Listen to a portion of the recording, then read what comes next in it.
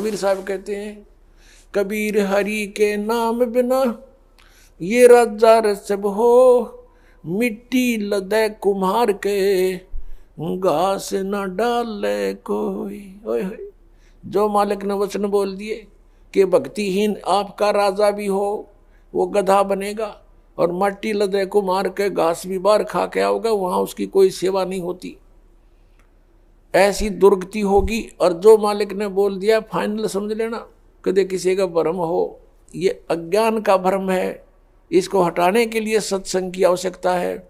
और सत्संग केवल कबीर परमेश्वर ने ही हमें दिया है, और उसी के आधार से दास आपके सामने उन्हीं का दिया हुआ ज्ञान प्रचार कर रहा है। पुणात्मा, वो परमात्मा स्वयं आते हैं इस तत्व ज्ञान को बताने के लिए। वो प्रत्येक युग में आते हैं। सतयुग में परमेश्वर का नाम सतसुकृत था, और त्रेता में परमेश्वर का नाम मुनिंदर था, मुनिंदर ऋषि। द्वापर में करुणा में, और कलयुग में कबीर देव, कबीर साहब उनका नाम रहा है। पुण्यात्मा, यदि परमेश्वर नहीं आते यहाँ पर तो हमें यह भक्ति मार्ग प्राप्त नहीं होता। हम अपना जीवन नष्ट करते रहते। कितना महा उपकार किया उस परम पिता ने आके। और पुण्यात्माओं, जो ये समागम 5 दिवस का चल रहा है, ये इस दास को इस फाल्गुन मास की अमावस्या को इस दास को दीक्षा प्राप्त हुई थी। और परमात्मा कहते हैं, जिस दिन सतगुरु भेंटिया 100 दिन लेखे जान, बाकी समय बर्बाद गया तेरा बिना गुरु के नाम। जिस दिन आपको दीक्षा प्राप्त हुई वो आपका आध्यात्मिक जन्म है। पुण्यात्माओं, ये दिन जो इतना महत्वपूर्ण है, फाल्गुन की अमावस्या, सन 1988 को यही फाल्गुन की अमावस्या के दिन दास को उपदेश प्राप्त हुआ था मेरे पूज्य गुरुदेव परम पूज्य स्वामी रामदेवानंद जी महाराज से। और पुण्यात्माओं, अगर वो दिन मुझे प्राप्त ना होता तो आज आप भी दुखी रहते, वंचित रहते, और दास का भी जीवन नष्ट हो जाता। अब वो दिन इस जिंदगी में भूला नहीं जा सकता। तो उस उपलक्ष्य में ये ज्ञान, ये समागम हो रहा है। तो जिस तरह दास को ये ज्ञान हुआ, और ये दास पहले यही डले ढो रहा था, लोक वेद के आधार से भक्ति कर रहा था। पीछे लग गया जाऊं था मैं लोक वेद के साथ, रस्ते में सतगुरु मिले है दीपक दे दिया हाथ। तो दास भी यही लोक वेद के आधार से बाबा श्याम जी की जय हो, बाबा श्याम जी के पुजारी, और फिर हनुमान जी के पुजारी। 25 वर्ष तक दास ने हनुमान जी का व्रत रखा, मंगलवार का हनुमान चालीसा 7 बार प्रतिदिन कंटिन्यूस करना।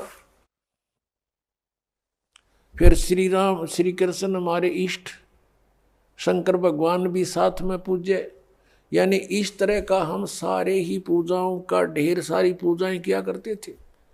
और जो भी घर में सुख हुआ, जैसे बच्चा पढ़ता है तो पास होता है, सफल होता है, परीक्षा में तो वो कह सोचता है कि मेरे भगवान ने मुझे पास कर दिया।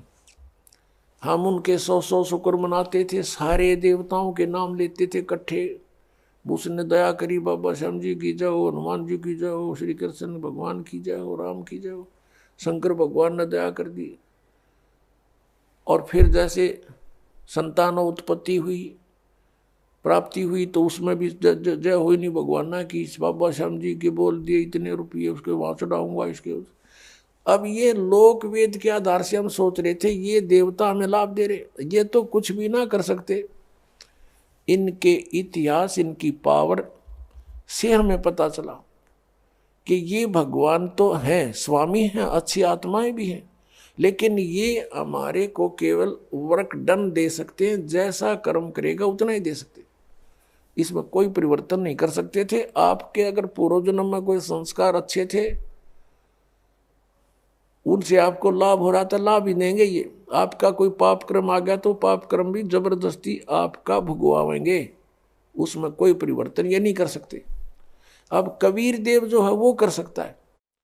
तो पुण्यात्माओं, ये दास पहले लोक वेद के आधार से अपना जीवन नष्ट कर रहा था।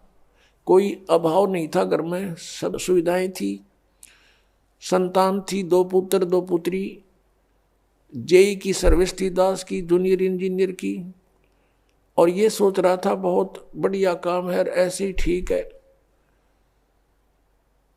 और जब ये अंधेरा हट्या, जब बता के कोट जन्म तन बरमत हो गए, कुछ ना हाथ लगा रे, कुकर सुकर खरबा बोरे, कौवा हंस पुकारे, कोटि जन्म तू राजा की, न मिटी न मन की आशा, और भिक्षकों का दर दर घूमया, ये मिला नहीं निर्गुण रासा।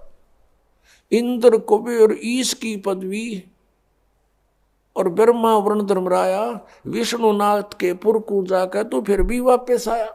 अब क्या बताते हैं कि इतनी अच्छी अच्छी पोस्ट तूने प्राप्त की, इंद्र बना, ब्रह्मा विष्णु महेश तक की पदवी आपने प्राप्त की, और फिर जन्म मृत्यु में। जैसे ये ब्रह्मा कुमारी पंथ है, श्री लेखराज ये सुनार का काम करता था मुंबई में, और वहां कोई सत्संग हो रहा था, इनके गुरु सत्संग कर रहे थे।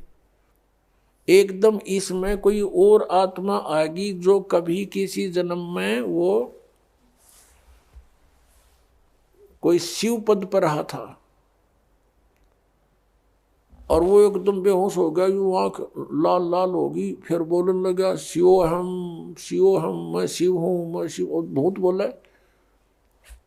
अब जैसे बताऊं, एक बार एक गांव का सरपंच मर गया, भूत बन गया, और वो आके किसी में प्रवेश करके बोले, और बैठ के कुर्सी पर नो कहा, मैं सरपंच हूँ फलाना, आओ इधर कराओ साइन मेरे।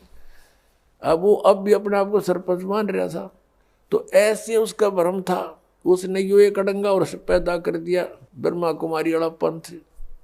अब भगवान आवे और दूसरे में बोलेगा, वो कहा माइया बोलने लग गया बुढ़िया में।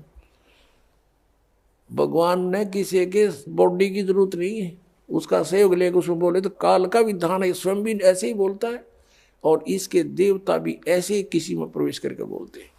अब प्रश्न चल रहा है कि हम जो साधना करते थे, इस शास्त्र विधि त्याग का जो मनमाना हम आचरण करते थे, वो साधना हमारी व्यर्थ थी,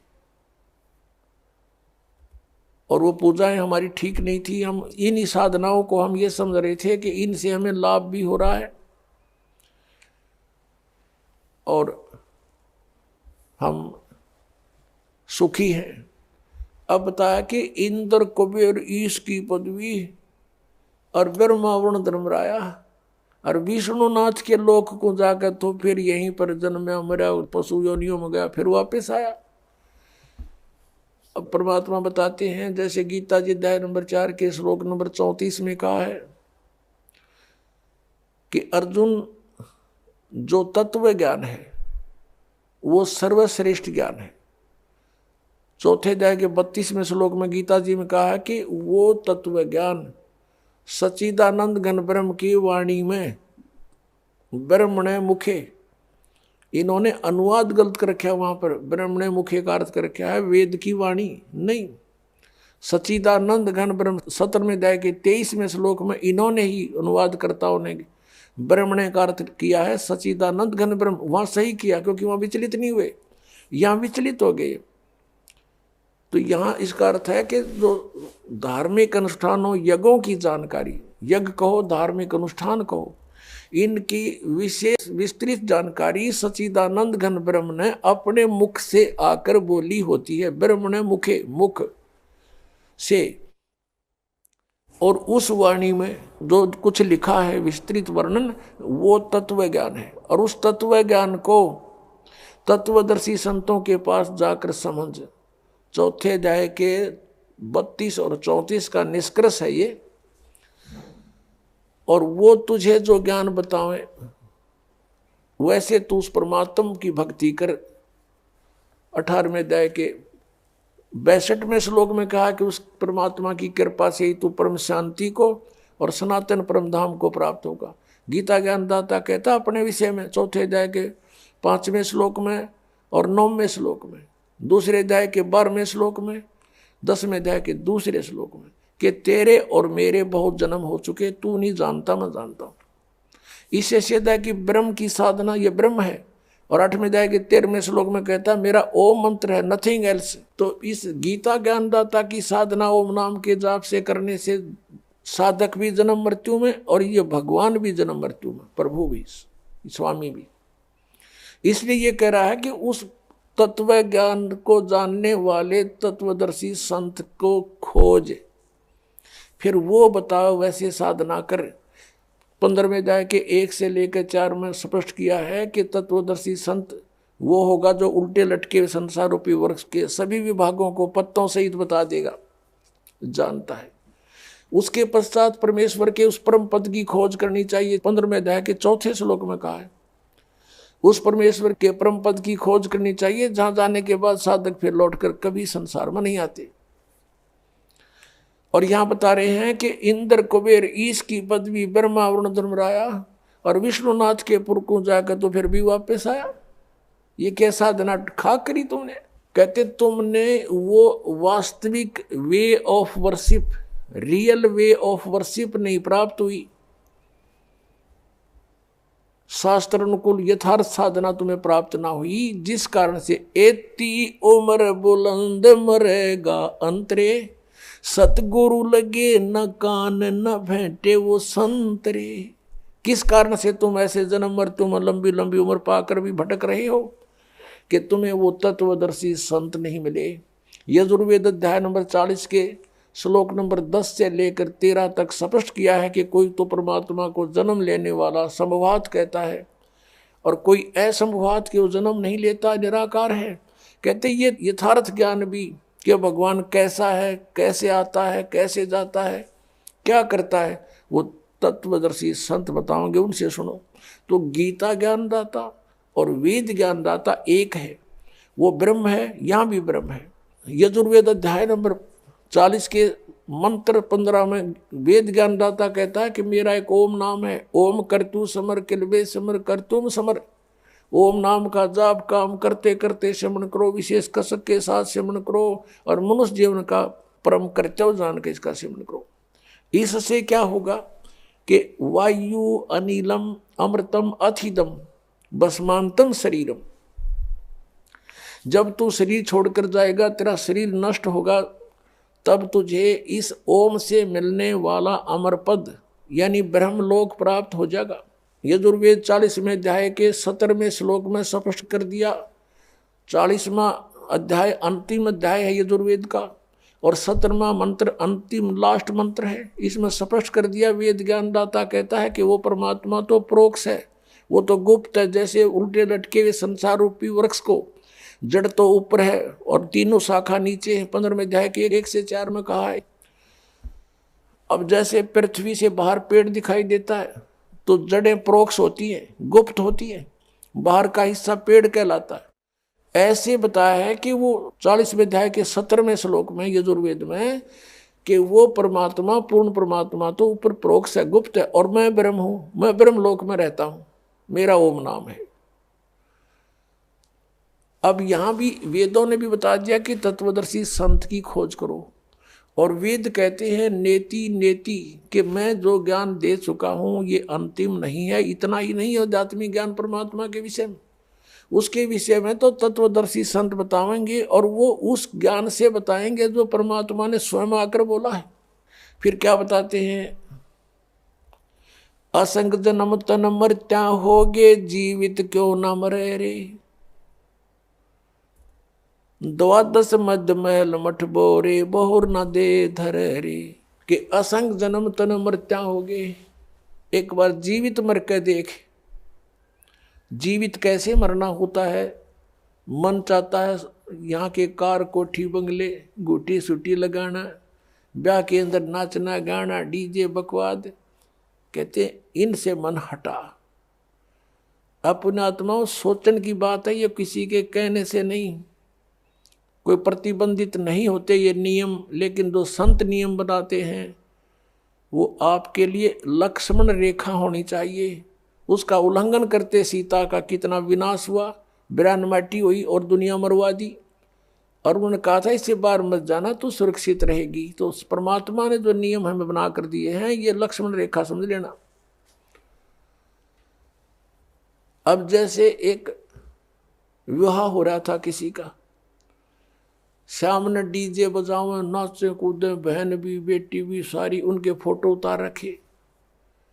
अगले दिन बारात में जा रहे थे, भाई का विवाह था लड़के का, तो उस शहर से यानी रोहतक से कलानौर के पास एक दुर्घटना होगी। वह दुल्हे वाली कार ही टकराएगी किसी दूसरे से, 5-6 मर गए, उसी दुल्हा भी मर गया और उसी परिवार के रिश्तेदार वो खुद मिलकर 5-6 एट द स्पॉट मृत्यु होगी। अगले दिन पेपर में आ रहा था उनका हाहाकार मचाते, बाढ़ पड़ रही, बहन बेटियां बुरी तरह रो रही है, एक दूसरे से निपट रही है। अब बजा लो डीजे, कोई बात हुई यहाँ पर। तो संत कहते हैं जैसे नानक साहब जी से भक्त प्रसन्न करा करते कोई अनजान से कि महाराज जी आप यहाँ कुछ खोए खोए से रहते हो। तो उन्होंने कहा था भी ना जाने काल की कर डारे, किसी भी ढल जा पास आवे, और जिनाते सरते मौत खुड़क दी उन्होंने केड़ा हंसावे। हमें अपनी मौत दिखाई दे कि ना बेरा के बिजली गिर जाए, यहाँ तक टाइम सा पास करना हमने। फिर पूछा कि हे भगवान क्या आप कभी प्रसन्न नहीं होते? कि प्रसन्न होता हूँ जब मेरे अनुयायी मेरे द्वारा निश्चित किए हुए सत्संग के दिन वापस आ जाते हैं, तो उस दिन मुझे खुशी का कोई ठिकाना नहीं रहता। क्यों? क्योंकि मुझे ये खुशी होती है कि इनको कोई काल का दूत नहीं टकराया, इनकी भक्ति का नाश नहीं किया, ये सुरक्षित हैं अभी तक। और जब ये यहाँ से जाते हैं, संसार में सब काल के ही ज्ञान से प्रभावित लोग हैं, ये मुझे चिंता बन जाती है कहीं इनको कोई भ्रमित ना कर दे और इनका जीवन नाश कर दे। क्या कहते हैं कि साध मिले साड़ी शादी होंदी और विछड़ दें दिलगिरी वे, अखदे नानक सुनो जी हाँ ना मुश्किल हाल फकीरी वे। कि साध मिले ये भक्त साध संगत जब वापस आती है, मुझे आत्मा में बड़ी खुशी होती है कि ये सुरक्षित है, इनका कोई दीमक नहीं लगा काल का। और जब ये जाते हैं तब मुझे दिलगिरी होती है, दुख होता है कि मुश्किल हाल फकीरी वे, फकीरी माने साधना भक्ति, ये बड़ी मुश्किल बना दी काल के दूतों ने। जगह जगह एक गांव में मन 10-10 ढूंढे लाए बैठे हैं, कोई वैसे कोई क्रिया करते हैं, कोई झाड़ा लाता है। मिसगाइड करने वालों का कोई अंत नहीं। साध मिले साढ़े शादी होंदी, विछड़ जाए दिलगिरी वे, अखदे नानक सुनो जी हाँ ना मुश्किल हाल फकीरी वे। तो क्या कहते हैं कि ना जाने काल की कर डारे, किसी भी ढल जा पास आवे, और जिनाते सरते मौत खुड़क दी उन्होंने केड़ा हंसावे। अब यदि तुम परमात्मा का नाम लो और विवाह करो सिंपल वेत है। और वैसे नहीं लोग दिखावा नहीं, जैसे हम इस बात से परिचित हों तब हम इससे हट सकते हैं। जैसे गीता जी अध्याय नंबर 7 के श्लोक नंबर 29 में कहा है कि जो तत्ब्रह्म से परिचित हो गया और सारे अध्यात्म ज्ञान से और सभी कर्मों से परिचित हो गया, वही उस परमात्मा के पाने का जरा और मरण से छूटने का प्रयत्न करता है, और नहीं कर सकता। वो तो यहाँ बकवास देना चाहता है। तो आपको ये ज्ञान होगा कि आपने किसी से दहेज ले लिया, परमात्मा कहते तुमने उस दरगाह का मैल नहीं देखा और धर्मराज के तिल तिल का लेखा। तो आप किसी से पैसे लेते हो रिश्वत से, चोरी से, या वैसे कोई धोखा दे करके लेकर नहीं देते हो, आपने एक एक पाई पाई का हिसाब देना पड़ेगा। तो हम क्यों अपने सिर में दर्द करें? क्या एक दहेज आप लोगे, किसी ने दे दिया आपके 50,000, 1 लाख, 2 लाख गणे दे देगा, क्या उससे आपका सारी आयु व्यतीत हो जाएगी? नहीं हो सकती। परमात्मा पर आधारित हो जाइए, और इस मंत्र का जाप कीजिए, जो दास आपको देगा, आपके भाग्य में ना होगा तो भर देगा, आपकी बेटी की किस्मत को भर देगा भगवान, उसको नाम से जोड़ दीजिए, आपके पुत्र को भी आगे सुख देगा, सारी सृष्टि का पालन करता। और क्या आज हम उसी से सीधे संबंधित हो गए? क्या हमें 2 रोटी नहीं दे सकता? और हमें घृणा नहीं चाहिए। यदि मोक्ष पाना है और जन्म मृत्यु से पीछा छुटवाना है, जरा और मरण से बचना है, तो ये क्रियाएं दास जैसे बताओ ऐसे करना। हमने यहां आप कितनी कोठी बना ले, एक कमरे में एक चारपाई पर आपको स्थान मिलेगा, बाकी खाली रहेगी, वो व्यर्थ हुआ। तो व्यर्थ की बकवाद हमारे मन से आप हट जाया करेगी इस ज्ञान के आधार पर। अब कोठी बना रहा था एक व्यक्ति, और कोठी तैयार होगी, बैंक मैनेजर था, मुहूर्त करनी थी, संडे का दिन था, कोई सामान की आवश्यकता पड़गी, गोटी सूटी लाने के लिए सारी व्यवस्था कर रखी है। थोड़ी देर तो ब्राह्मण करे उड़ाला टोटर पटोटर उसका करते हैं, फिर गोटी सूटी सारा सौदा शुरू हो जाता है, सब बुला रखे रिलेटिव और सब मित्र। वो खुद कोई सामान लेने के लिए गया था, स्कूटर उठा के, यानी 2 व्हीलर, और वहां एक 2 व्हीलर से 2 व्हीलर टकरा गई और पड़ गया। पड़ते कनपट्टी लगी फुटपाथ पे, पड़ते वही मर गया। अब चाट ले उसको कोठी ने, कई वर्ष की बात है, जब 3.5 लाख रुपए लगाए थे, पेपर में आई थी। अब वो गधा बन के उसके पीछे खड़ा भी ना होने दे कोई उसने। तो हमने ये देखना कि यहाँ जो हम करने जा रहे हैं ये क्या सांग है। सर्व सोने की लंका थी वह रावण से रणधीरम, एक पलक में राज विराजी जम के पड़े जंजीरम। वो तो सारे सोने के महल बनाए बैठा था, जैसे ईंट गारा हम प्रयोग करते ऐसे सोने की ईंट और उसी की गारा में बना रखे थे। और कहते हैं भक्ति बिना क्या होता ये भ्रम रहा संसार, रति कंचन पाया नहीं रावण चलती बार। 1 ग्राम गोल्ड नहीं ले जा सका रावण जब यहां से जाने लगा। तो इन बातों को याद करके हमने इनसे वापस भी हटना है, और हमने अपने प्रत्येक कार्य को ऐसे ढंग से सेट करना जो भक्ति में बाधक ना हो। अब हम दहेज लेते हैं या फिर देवे भीगे, क्योंकि बेटी होगी हमारे भी, एक पैसे वाला तो बकवाद कर देगा, अब गरीब आदमी कहां से करे। एक घर में 3 बेटियां चली गई, एक गरीब की है, एक अमीर की है, एक मीडियम साइज की है। अब जो अमीर वाले ने तो दे दिया गणाए धन, अब मीडियम साइज वाले ने भी दे दिया थोड़ा बहुत, तो और वो बेचारा गरीब क्या करे, उसकी बेटी रो रही है वहां बैठकर, उस परिवार में आदर नहीं उसका। तो ये इस तरह का हमने इसको समाज को सेट करना है। अब जैसे हम रक्षाबंधन का त्योहार मनाते हैं, ये क्या तुक हुआ कि बहन भाई को रक्षा इसलिए बांधने जाती है कि उसकी रक्षा करेगा भाई। भाई की रक्षा कौन करेगा? एक बहन कह रही थी कि मैं रक्षाबंधन के दिन गई अपने भाई को बांधने के लिए, रक्षा सूत्र इंतजार कर रही थी, पता लग गया कि कहीं कामवश गए हैं, मोटरसाइकिल पर गए हैं। कुछ देर के बाद पता चला कि उसकी मृत्यु होगी, उसका शव लेकर आ रहे हैं। जिस भाई से मैं अपनी रक्षा के लिए गई थी उसकी रक्षा भी नहीं हो पाई, वो अपने नहीं कर सका। तब उसने ज्ञान हुआ, तब वो कहती है कि सचमुच हम कति भूल में थे। अपने भाई को भी कहा बेटा भाई आ जा, तू भी भगवान का राखी बांध और मैं भी बांधूं, यानी नाम लो और ये रक्षा सूत्र आपका सदा साथ देगा, भाई का भी बहन का भी। और बेमतलब बातें कर रखी। उस रक्षाबंधन के दिन किसी का भाई नहीं है तो रोती है कोने में बैठकर वो बहन। फिर ये बात का सिस्टम, जिस बहन का भाई नहीं है वह दूसरों के मुंह की तरफ देखती है, कौन आएगा हमारे घर। तो पुण्यात्माओं, ये बेमतलब की बकवाद, ये जग की रीत से हमने वापस हटना है और अपने जीवन को नए सिरे से सेट करना होगा। यदि भक्ति करना चाहते हो, समाज के भाव में बहना है तो नो प्रॉब्लम, आप कुछ भी करो, वो आपकी मर्जी, लेकिन भक्ति नहीं चलेगी। तो इस प्रकार हम इन क्रियाओं से भी सावधान होना है, अपने आप को बचा के रखना है, तब हमारी भक्ति प्रफुल्लित होगी। फिर क्या बताते हैं कि असंग जन्म तन मरत्या होगे और जीवित क्यों ना मरे रे। एक तो ये जीवित मरना इस ज्ञान आधार से सब बकवादें छोड़ देंगे। जिस समय ये दास गांव गांव में घर घर में जाके पाठ करते थे 3 दिन का, यानी 500 यज्ञ करते थे फ्री ऑफ कॉस्ट, किसी से कोई पैसा नहीं लेता था क्योंकि दास सर्विस करता था। और जैसे सैटरडे संडे की छुट्टी होती थी उनमें जाकर के लाभ उठाता था।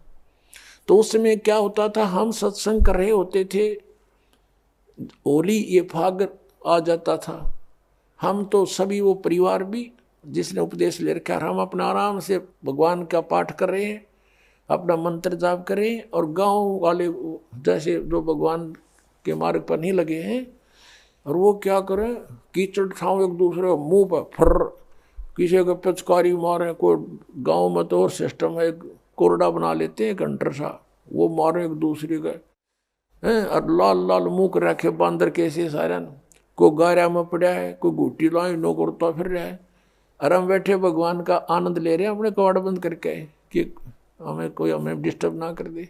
तो इस प्रकार जो आनंद परमात्मा के मार्ग में है, इस भक्ति में है, इन बकवादों में नहीं हो सकता।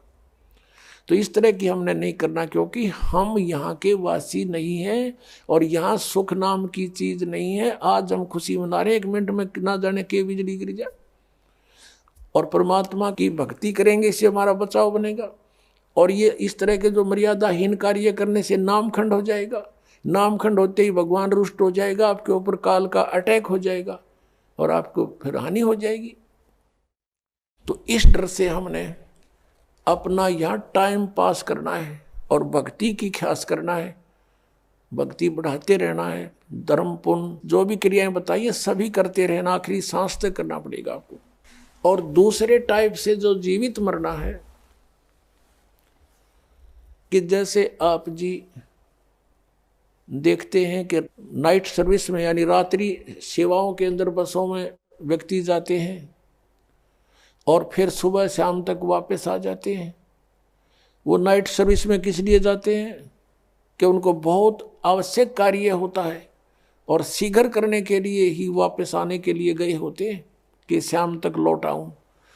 और ऐसे ही एक रात्रि सर्विस में गया, रास्ते में एक्सीडेंट हो गया, वापस आना था, इतनी शीघ्रता थी उसको, इतना आवश्यक कार्य था कि वापस आना था उसको, और दुर्घटना मृत्यु होगी नाइट सर्विस में।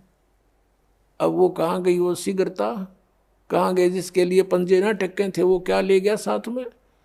तो आप जी ये सोच लीजिए, जब सतलोक आश्रम बरवाला की तरफ सत्संग निकट आवर चलना चाहो तो न्यू सोच लो हमारी मृत्यु होगी आज और इब्बा होगी, और आ जाओ यहाँ पर सत्संग सुनो, 3-4 दिन फ्री ऑफ माइंड रहो, एक दूसरे से भगवान की चर्चा करो, या और बकवाद मत बतलाना, ये खास रखना, परमात्मा रुष्ट हो जाएगा। ठीक है, कोई मित्र रिश्तेदार मिलता है, बातें करो गृहस्थी की थोड़ी बहुत देर के लिए, फिर अपना मालिक की चर्चा शुरू करें, कोई ज्ञान उससे सुने, कभी आप सुनावे, फिर मंत्र करने लग जावे। सब सुविधाएं भगवान ने आपके लिए दे रखी, इन दासों के द्वारा आपको सारी व्यवस्था करवा के दी जाती है। तो इसका सदुपयोग करना, दुरुपयोग करने से राम रूठ जाएगा आपका, और राम नहीं रूठना चाहिए, ये भी आपको डर लगे। तो ये सोचकर आप आ जाइए और ये सोचिए कि हमारी मान ले परमानेंट मृत्यु हो जाए तो भी तो हो सकती है ऐसे। और अब हम 3 दिन 4 दिन 2 दिन जिसा भी समय आप मरना चाहो मरो, और फिर वापस चले जाओगी घर पे, और परमानेंट टिकट कटगी फिर भी तो बात बिगड़ेगी, फिर तो धरा धरा रहेगा सारा, संभाल ही नहीं सकते आप। तो अब जाकर के मान लीजिए तुम समझते हो कि कुछ काम बिगड़ जाएगा, तो अभी तो फिर जाकर संभाल सकते हो, परमानेंट तो नहीं मरे। लेकिन जो परमात्मा के लिए सच्चे दिल से आते पुण्यात्माओं, किसी का आज तक काम बिगड़ा नहीं, बने मिलते हैं, लेकिन वो आपकी श्रद्धा पर डिपेंड करेगा। सतगुरु के दरबार में कमी काहे की ना, अंसा मौज नहीं पावता तेरी चूक चाकरी में। तो इस प्रकार हमने परमात्मा की भक्ति को सुचारू भी रखना। क्या बताया है कि असंग जन्म तन मरत्या होगे, जीवित क्यों ना मरे रे, और 12 मद महल मठ बोरे, बहुर ना दे धरे रे। अभी तक हमें 10वें द्वार का पता था, कि शरीर में 10वां द्वार 10वां द्वार। अपने आत्माओं, ये जो 10वां द्वार है ये एक ब्रह्मांड का रास्ता है। और आपने ये भी सुना होगा कई बार, क्योंकि जो भक्ति मार्ग में लगे उन्हें सब तरह के साधक संत टकराते हैं। हमने सुना बहुतों से कि एक यहाँ संत रहता था, उसने अपनी योग अभ्यास से अपने शरीर को ऐसा मंत्रों से जाप से ऐसा सेट कर रखा था कि उसने ब्रह्मांड फोड़ दिया। यानी उसका यहाँ से शरीर में एक सुराख मिला, जब उसका शरीर छूटा उसने अपना ब्रह्मांड फोड़ गया वो, यानी वो पार हो गया, 10वें द्वार पर पहुंच गया, 10वें द्वार पार कर गया। अपने आत्माओं 21 ब्रह्मांड है इस काल के। जिसने एक ब्रह्मांड पार कर लिया तो एक फिर और 21 ब्रह्मांड और हैं। अब इससे निकल कर वो फिर क्या करता है, ऊपर धक्के खाता है, ऊपर अपना समय व्यतीत करता है, घूमता रहता है इधर उधर भूत की तरह प्रेत की तरह। फिर वहां से उसको जैसा भी उसकी सुविधा होती है, जैसे जिसकी भक्ति होती है, उसी लोक में उसको भेज दिया जाता है। वहां बैठकर वो अपना पुण्य पाप जो भी है उसका सारा भोग कर फिर पृथ्वी पर आता है। अब ये 12वां द्वार पे भगवान का स्थान है। अब 10वां द्वार जो है, जो तो एक शरीर से निकलकर इस बॉडी से बाहर ब्रह्मांड में घूम रहा है। इस ब्रह्मांड से अलग भी और ब्रह्मांड है, और जब 21 ब्रह्मांड का एक स्थान है, 21वां ब्रह्मांड जो है, वहां पर ये काल विराजमान है। और उस 21वें ब्रह्मांड से फिर उस परब्रह्म के 7 संग ब्रह्मांडों में प्रवेश करने का एक द्वार है जो 11वां द्वार है।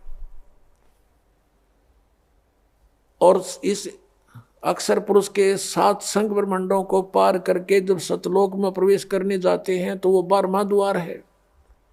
उस 12वें द्वार को पार करके फिर हम सतलोक में प्रवेश करेंगे, वहां हमारा निज ठिकाना है। अभी तक ये 10वां द्वार पर गाटा जोड़ रहे थे, और एक सिरफिरा है कोई संत, वो ने कहा 11वां द्वार में बताया कबीर साहब ने। और उसको किसी ने कहा जी हमने सुना है एक संत बताता है कि 12वां द्वार है। नहीं नहीं नहीं, 12वां नहीं है, तो 11वें का के ठेका ले रहा, 11वां है। तो यहाँ संतों ने परमात्मा जिनको मिला आदरणीय गरीबदास साहिब जी को, और ऊपर के सब ब्रह्मांड दिखा कर लाए। तो गरीबदास साहिब जी कह रहे हैं कि 12 मद महल मठ बोरे, उस 12वें द्वार में है वो स्थान मठ, यानी वो आपका निवास स्थान। और बहुर ना दे धरे रे, वहां जाने के बाद फिर कभी मृत्यु नहीं होती। 15वें अध्याय के 4थे श्लोक में, 18वें अध्याय के 62वें श्लोक में जिसके विषय में कहा है। फिर क्या बताते हैं कि दोजक बहिष्ट सभी ते देखे राजपाट के रसिया। दोजक कहते हैं नरक को, और बहिष्ट कहते हैं स्वर्ग को।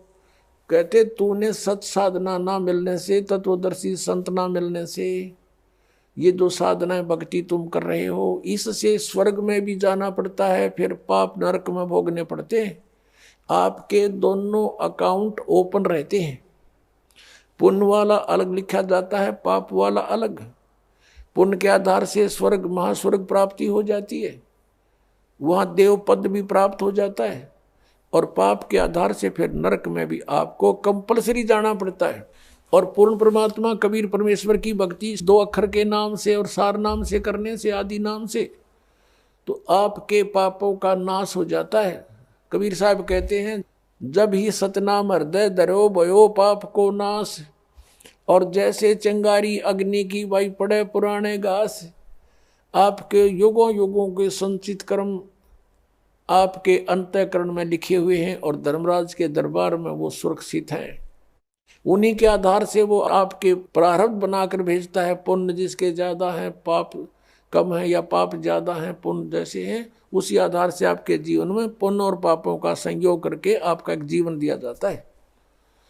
तो पुण्यों के आधार से आपको सुख मिलता है, पाप के आधार से आपको कष्ट आपदाएं आती हैं। तो परमात्मा जब आपके कष्ट काट देगा आपके प्रारब्ध कर्म के, तो सुख है, सुख शेष रहेंगे।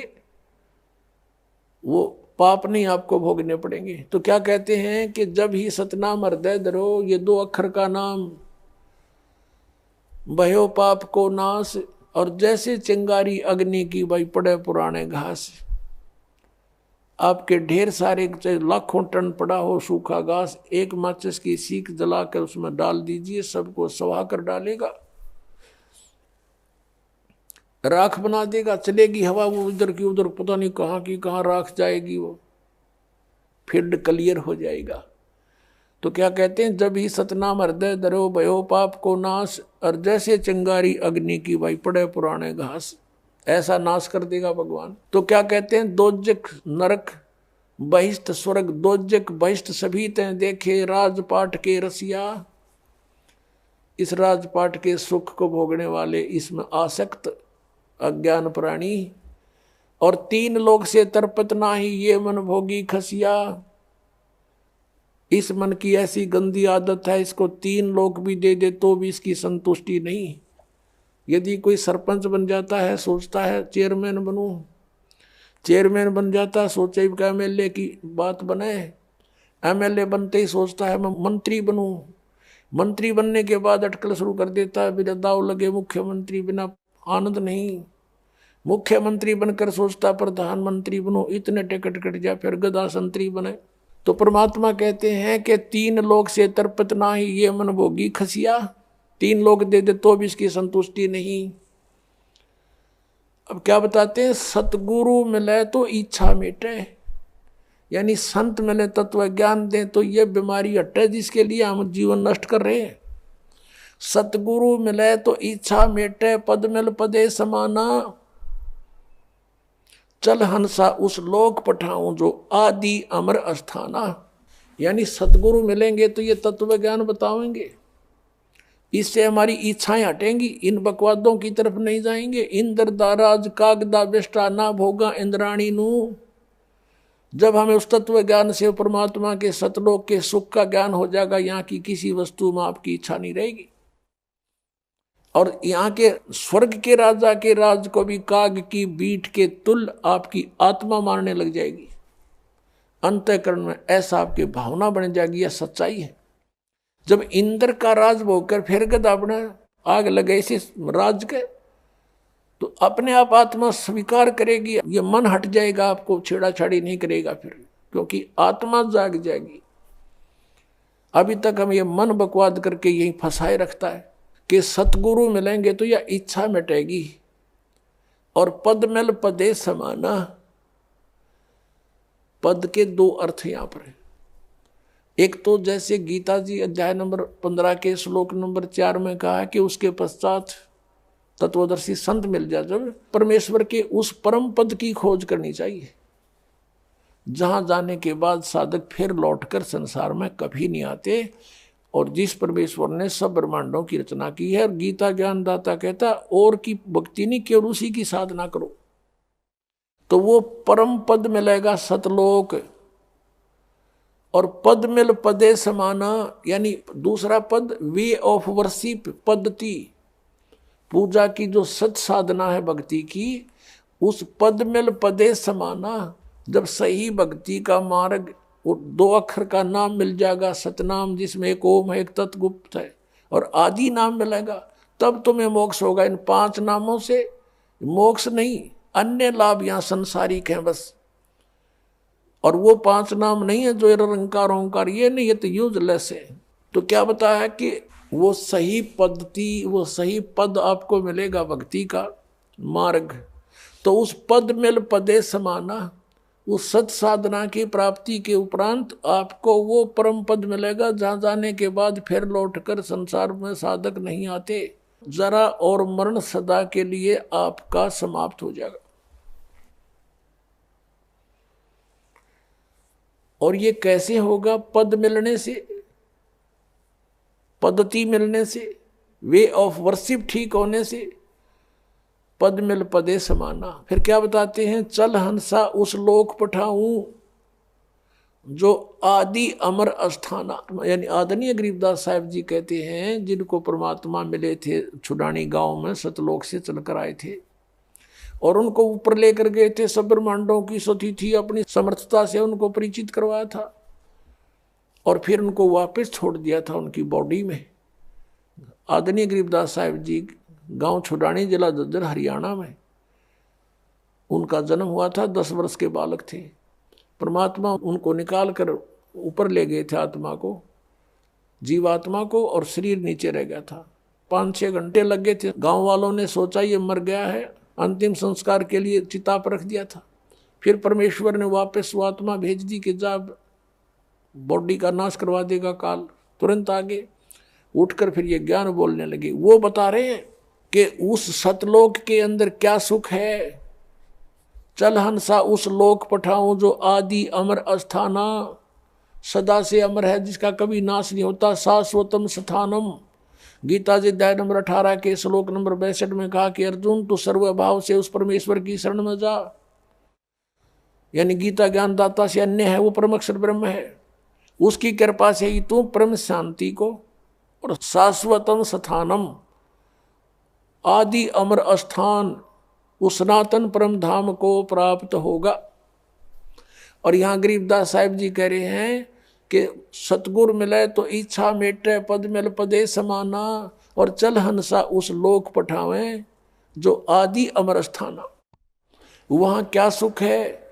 4 मुक्ति जहाँ चंपी करती माया होरी दासी, दास गरीब अभय पद पर से वो मिले राम अविनाशी। अविनाशी राम मिलेगा। अपनात्माओं, यहाँ की जो साधना इस काल सतर की, ब्रह्म सतर की 4 मुक्तियां बताते हैं, और इन 4 मुक्तियों का निर्धारित समय होता है। उसके बाद वो जीव उन मोक्ष को प्राप्त करके, समाप्त करके स्वर्ग महास्वर्ग में फिर दोबारा इस पृथ्वी लोक पर अन्य योनियों प्राणियों के शरीरों को प्राप्त करता है। इंद्र कुबेर ईश की पदवी, ब्रह्मा वरुण धर्मराया और विष्णु नाथ के पुर को जाकर फिर भी वापस आया।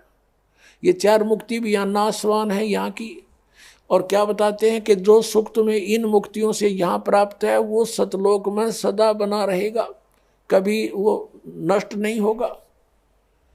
4 मुक्ति जहाँ चंपी करती, चंपी माने आपके हाजिर खड़ी रहेंगी, उस सुख का कभी नाश नहीं होता, ह्रास नहीं होता, एंड नहीं है। 4 मुक्ति जहाँ चंपी करती माया होरी दासी, और दास गरीब अभय पद पर से वो मिले राम अविनाशी। अब जैसे आप जी ने गीता अध्याय नंबर 15 के श्लोक नंबर 16 और 17 में 3 पुरुषों की जानकारी प्राप्त हुई। सरपुरुष तो सीधा ही सर्वान नासवान, पुरुष माने प्रभु, 21 ब्रह्मांड का स्वामी, ये ब्रह्म काल ज्योति निरंजन है। अक्षर पुरुष ये परब्रह्म कहते हैं इसको, जो 7 संग ब्रह्मांड का स्वामी है। इसकी लंबी उम्र आपको बता दी कितनी है, फिर भी इसकी मृत्यु है। इसलिए 15वें अध्याय के 17वें श्लोक में कहा कि उत्तम पुरुष है तो अन्य परमात्मा इति उदाहरते। यह लोक तरम अविषय विवर्ती अवैश्वर है। इन दोनों से सरपुरुष और अक्षर पुरुष से तो उत्तम पुरुष श्रेष्ठ परमात्मा तो कोई और है, और वही परमात्मा कहलाता है। परमात्मा का अर्थ है कि जो कभी दुख नहीं दे, श्रेष्ठ आत्मा, कोई मृत्यु नहीं किसी चीज का, उसके अंतर्गत उसकी शरण में, उसके राज्य में कोई अभाव ना हो, किसी प्रकार का कष्ट नहीं देता, वो भगवान यानी परमात्मा श्रेष्ठ आत्मा होता है। तो वो परमात्मा, और फिर वो ही अविनाशी, अवास्तव में अविनाशी परमात्मा है वो, और वही तीनों लोकों में प्रवेश करके सबका धारण पोषण करता है। जिसका जैसा संस्कार यहाँ भी है वो भी उसी के आदेश से आगे आवंटित होता है, सबको उसी के आदेश से निर्धारित नियम से मिलता है। और यहाँ क्या बताते हैं, 4 मुक्ति जहाँ चंपी करती माया होरी दासी, और दास गरीब अभय पद पर से वो मिले राम अविनाशी। ओए होए। गीता अध्याय नंबर 15 के श्लोक नंबर 17 में जिस अविनाशी, वास्तव में विनाशी परमात्मा है वो मिलेगा इस साधना से। कौन सी साधना से? राम नाम जप कर थर होई, ओहम सोहम मंत्र दोई। एक सतनाम है 2 अक्षर का, उस 2 अक्षर के सतनाम के जाप से आपका स्थिर स्थान मिलेगा। राम नाम जप कर थर होई, ये 2 अक्षर का मंत्र सोई। ये 2 अक्षर का मंत्र जो है ये है सतनाम, और इससे आपको स्थिर स्थान मिलेगा। राम नाम जप कर थर होई, थर माने स्थाई, स्थाई होना, कभी जन्म मृत्यु नहीं होती, वहाँ चले जाना। अब जैसे एक नामदेव जी महात्मा हुए हैं, जैसे आपको कल भी बताया था, वो पहले ओम नाम का जाप ही करते थे। भले उन्होंने गुरु भी बना रखा था, फिर भी अपनी साधना अपने आधार से ही करते थे, और उसमें पूर्व जन्म की ऐसी सिद्धि भी थी कि उसके कारण परमात्मा ने ही अपने भक्तों की इज्जत रखने के लिए, भक्ति को बनाए रखने के लिए उसके लिए मंदिर भी घुमा दिया था परमात्मा ने। परमेश्वर कबीर साहब चाहते हैं कि भक्ति का नाश ना हो, इनमें आस्था बनी रहे। भगवान है वो ऐसी लीला कर सकता है, और ये काल भगवान चाहता है कि इनको ऐसी साधनाएं बताऊं इनसे कुछ लाभ इनको हो नहीं, ये नास्तिक हो जाएं और भगवान की खोज ही बंद हो जा। जैसे महात्मा बुद्ध था, पिछले पुण्यकर्मी प्राणी था, स्वर्ग से आया हुआ था, राजा का लड़का था। ये राज अच्छा नहीं लगा, क्योंकि वो उस राज के तुलना में ये कुछ भी नहीं है। सीधा स्वर्ग से आने वाले के साथ या और बने, घर भी त्याग दिया, साधना करने लगा, हठ योग शुरू कर दिया। प्राण निकलने को हुए, एक माई ने उसके मुंह का खीर लगा दी गया के अंदर वटवृक्ष के नीचे।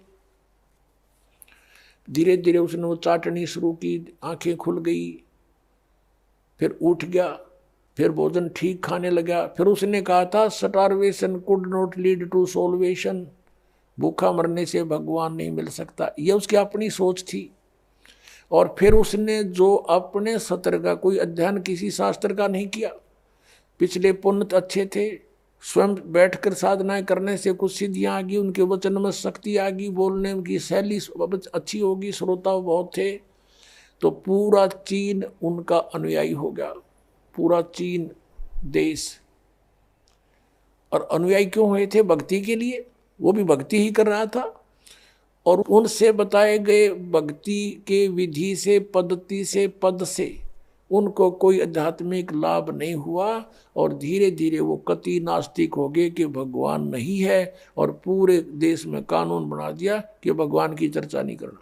और काल यही चाहता है, ऐसे दूत भेजूं जैसे राधा स्वामी पंथ है, और इसे निकले हुए जितने पंथ, जय गुरुदेव पंथ, ये सच्चा सौदा पंथ, इनको पहले तो सुनते हैं कुछ लाभ हुआ इनके गुरुओं से, अरे भी इनकी ब्रांड माटी और के घर में अच्छा दुख, भूत इनमें प्रवेश कर रहे हैं, क्योंकि वो स्वयं भूत बना शिवदयाल जी। तो कुछ दिनों के बाद अब जो भक्त यहाँ आते हैं, कहते हैं हम पहले ठीक हमारा गुजारा था, 30 साल तक राधा स्वामी पंथ में थे, लुट पिट गए, गाड़ियाँ बिक गई, दुकान बिक गई, हमारा बुरा हाल हो रहा है, पत्नी का ऑपरेशन हो रहा है, वाल डिफेक्ट हो गया, अब इनकी दुर्गति हो रही है। तो अब वो कहते हैं हम तो थक चुके थे साधना कर करके, और सोच लिया था भगवान कहीं नहीं है। आपकी पुस्तक मिली, ये सत्संग सुना, तो कुछ किरण फिर जागी कि है कहीं भगवान। तो काल चाहता है कि इनका बट्ठा बैठा दूं, ये भक्ति करें नहीं, नास्तिक हो जाओ, टंटा कटे, और वो आवे भगवान, या उनका कोई दास आवे, उनका भेजा हुआ कोई संदेश वाहक आवे, तो कोई सुने नहीं भक्ति को। सुनेंगे तो बात हृदय में जचेगी सच्चाई सारी। तो इस कारण से उसने ये ऐसा कर रखा। तो परमेश्वर जब भी कोई लीला की है उन्होंने, उसी परम पिता ने आके की है वो सारी, ताकि इनमें भक्ति की आस्था बनी रहे और भक्ति जीवित रहे इस पिछली पीढ़ी तक। अब यहां तक इस भक्ति को लाना था परमात्मा ने। अब ये भक्ति अंतिम सांस गिने थी, ये सत्कर मान लेना। और 10-20 वर्ष के अंदर ये सब भक्ति खत्म हो जाती, कोई नहीं राम नाम लेता, और सोच लेते परमात्मा कहीं नहीं है। ऐसे समय में परमात्मा ने आके फिर आप पर मेहर बख्शी है। आप पुण्यात्मा हो, पहले से चार्जड हो, आपके अंदर पिछले जन्मों से भक्ति की प्रेरणा फिर से जाग रही है। इसके कारण आप कोई कहीं किसी पंथ के मिले, कभी किसी संत से मिले, आप भटक रहे थे, आपको ये सत संदेश मिल गया। तो नामदेव जी कहते हैं कि नामदेव जी के बारे में बताया कि नामा छिपा ओम तारी, पीछे सोहम भेद बिचारी, सार शब्द पाया जद लोई, आवागमन भौर नहीं होई। नामदेव जी ने भी इन 2 अक्षर के नाम का, सतनाम का जाप किया। कल आपको बताया था श्री गुरु नानक देव जी के विषय में, उनकी समुद्र की साखी में आपको दिखाया कि वो 2 अक्षर का मंत्र जाप करते थे। और ये संत मत भाग प्रकाश 4 में राधा स्वामी पंथ के सामने सिंह जी कहते हैं 261 पृष्ठ पे कि 2 अक्षर का भेद बतावे, सोए गुरु पूरा कहावे। तो पुण्यात्माओं, इस दास के ऊपर मेहर हुई, परमात्मा ने ये 2 अक्षर का भेद बताने की ना ईब से पहले सबको मना कर रखा था परमेश्वर ने, जिनको मिले थे कि ये 2 अक्षर का भेद अभी खोलना नहीं, प्रचार अवश्य करो, लिखते रहो वाणियों में, लेकिन देना नहीं किसी को, क्योंकि कि ये सतनाम और ये आदि नाम है। सतनाम सार्वजनिक जरूर कर दिया था, आगे दान करने का अलाउड नहीं था, लेकिन सार नाम फिर भी गुप्त रखा। परमात्मा कहते हैं सोहम शब्द हम जग में लाए और सार शब्द हमने गुप्त छुपाए। वो सार नाम अभी तक छुपा रखा था, अब इस दास पे कृपा की है, क्योंकि अब ये सभी पंथ नष्ट हो जाएंगे। नष्ट का मतलब है ये वहां नहीं रहेंगे, इनके साधक उनके साथ नहीं रहेंगे जब इस ज्ञान का पता लगेगा। कौन नहीं चाहता भगवान को? कोई महामूड होगा तो पड़ा रहेगा वहां पर, उसका कोई लेखा ही नहीं, उसका तो अकाउंट ही नहीं इस मार्ग में। अब क्या बताते हैं कि चातुर प्राणी चोर हैं और मूड मुगद हैं ठोठ, संतों के निकाम के इनको दे गलजोट। अब ये चतुर प्राणी थे जो हजूर जी से दोगे और हम ऊंची मंजिल में जाते हैं, बड़े दूर खबर लेकर आते हैं, टट्टू का भी ना पता, इन सतनाम का नहीं पता, ये गए कौन सी मंजिल में होंगे। अंडरस्टूड है ये, इनके नाम साधना के सारे व्यर्थ। वो 2 अक्षर का नाम नहीं, फिर पूरे गुरु कहाँ थे ये राधा स्वामी वाले। तो पुण्यात्माओं से प्रार्थना है कि परमात्मा ने जो इतना कुछ प्रयत्न किया है, इतने समय तक इंतजार किया है, ये समझ लो इसको और आ जाओ भगवान के चरणों में, कल्याण हो जाएगा। बोलो सतगुरुदेव।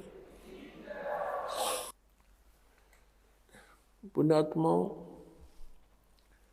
आपका सौभाग्य है कि आपको इस सत्संग सुनने को मिला। अभी आपने आध्यात्मिक ज्ञान चर्चा नामक एक विशेष प्रोग्राम साधना टीवी से चलता है, और ये एक बहुत परोपकार का कार्य हो रहा है। उन महापुरुषों के विचार भी आपके समक्ष होते हैं और उधर से इस दास के विचार भी जो सदग्रंथों में विद्यमान है, विद प्रूफ प्रमाण सहित जनता के सामने आते हैं।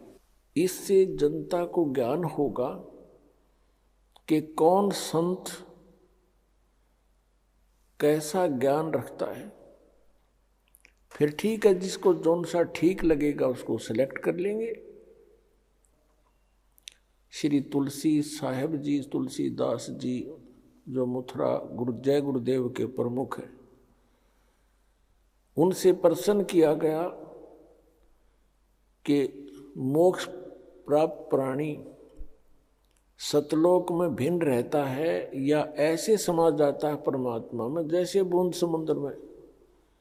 तो उन्होंने यही बताया कि वहाँ मोक्ष प्राप्त प्राणी अमर लोक में जाकर, सतलोक में जाकर अमर पद को प्राप्त होकर के ऐसे परमात्मा सतपुरुष में लीन हो जाती है जैसे जल की बूंद जल में समा जाती है।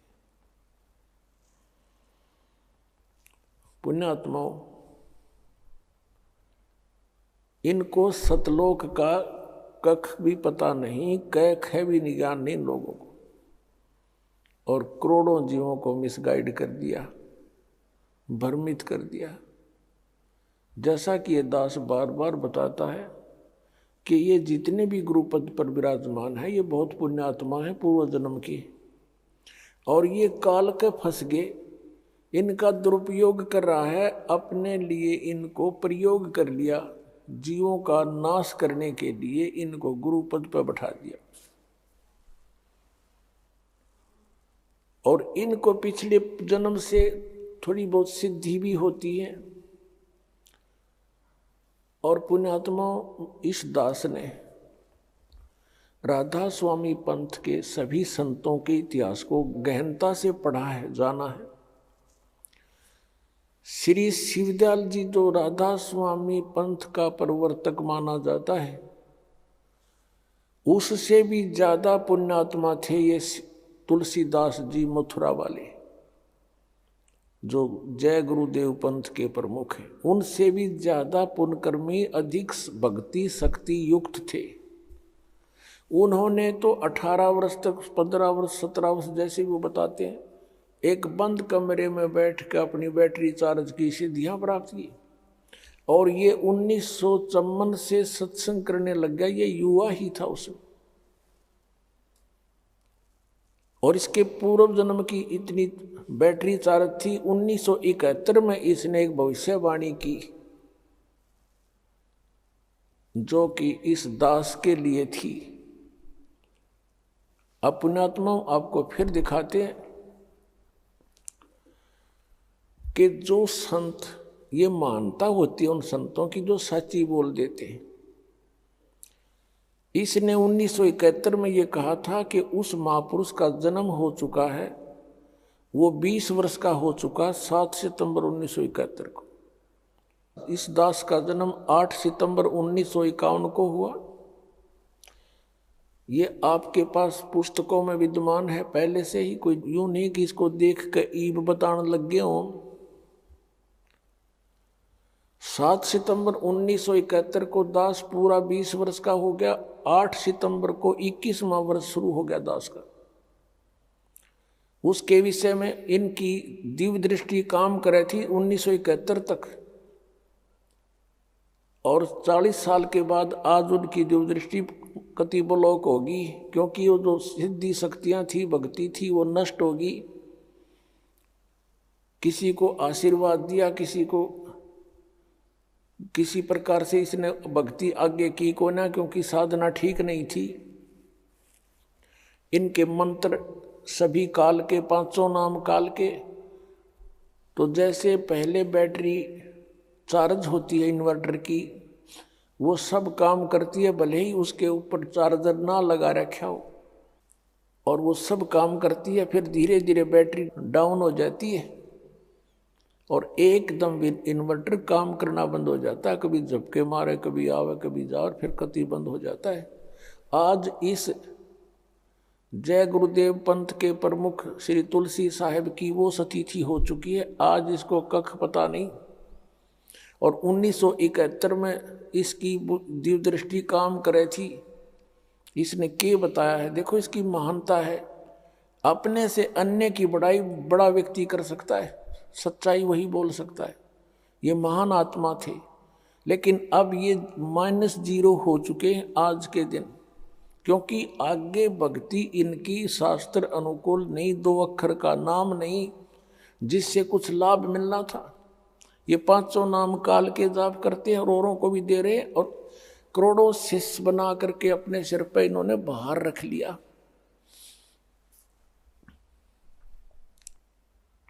इनको मिसगाइड करने का महा अपराध कर लिया इस महापुरुष ने।